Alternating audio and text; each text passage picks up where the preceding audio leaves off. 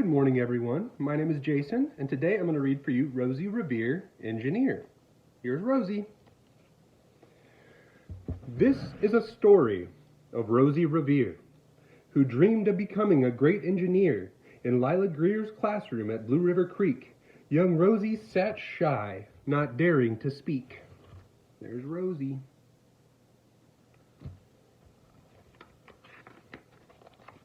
But when no one saw her, she peeked in the trash for treasures to add to her engineer's stash. And late at night, Rosie rolled up her sleeves and built in her hideaway under the eaves. Alone in her attic, the moon high above, dear Rosie made gadgets and gizmos she loved. And when she grew sleepy, she hid in her machines, far under the bed, where they'd never be seen. Look at all her stuff she built. The junk.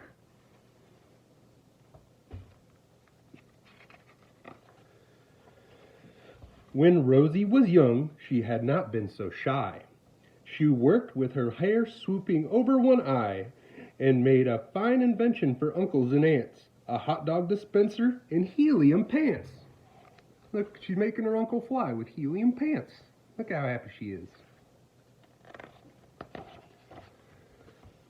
The uncle she loved most was Zookeeper Fred. She made him a hat to keep snakes off his head.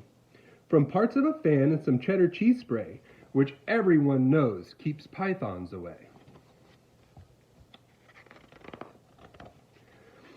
And when it was finished, young Rosie was proud, but Fred slapped his knee and chuckled out loud. He laughed till he wheezed and his eyes filled with tears, all to the horror of Rosie Revere, who stood there embarrassed, perplexed, and dismayed. She looked at the cheese hat and then looked away. "I love it," Fred hooted. "Oh, truly I do." But Rosie Revere knew that could not be true. She stuck the cheese hat on the back of her shelf, and after that day, kept her dreams all to herself.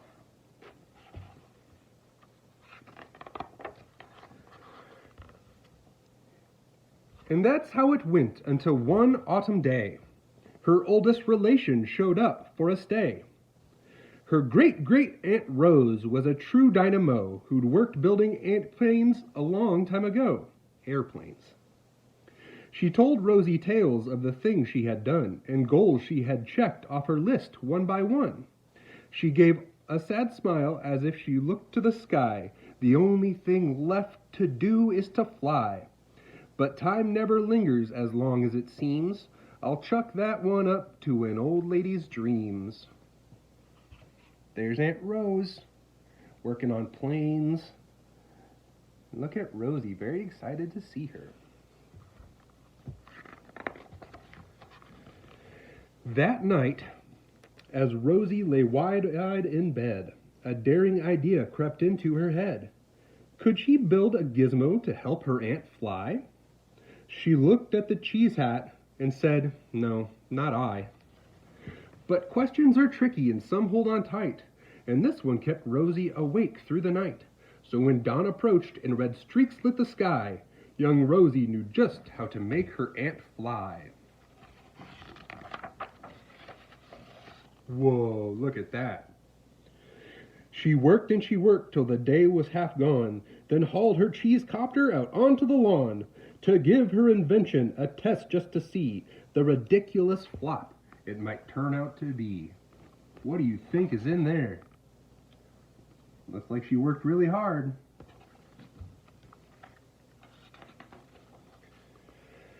Strapped into the cockpit, she flipped on the switch. The Hello Cheese copter sputtered and twitched. It floated a moment and whirled round and round, then froze for a heartbeat and crashed to the ground.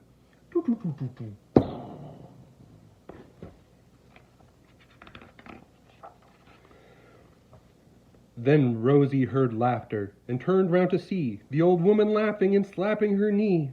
She laughed till she wheezed and her eyes filled with tears, all to the horror of young Rosie Revere, who thought, "Oh no, never, not ever again will I try to build something to sputter or spin. or build with a lever, a switch, or a gear, and never will I be a great engineer. And there's her aunt laughing. Wonder why she's laughing. Then she gave her a hug. She turned round to leave, but then Great-Great-Aunt Rose grabbed hold of young Rosie and pulled her in close. She hugged her and kissed her and started to cry. "You did it! Hooray! It's a perfect first try!" The great flop is over. It's time for the next. Young Rosie was baffled, embarrassed, perplexed. "I failed," said dear Rosie. "It's just made of trash. Didn't you see it? The cheesecopter crashed."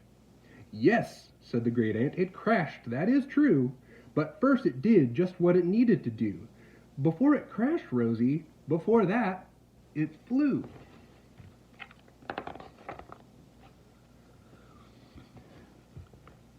Your brilliant first flop was a raging success. Come on, let's get busy and on to the next. She handed a notebook to Rosie Revere, who smiled at her aunt as it all became clear. Life might have its failures, but this was not one.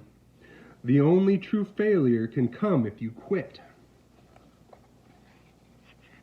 See, her aunt has failed many times before and made notes on how to make it better.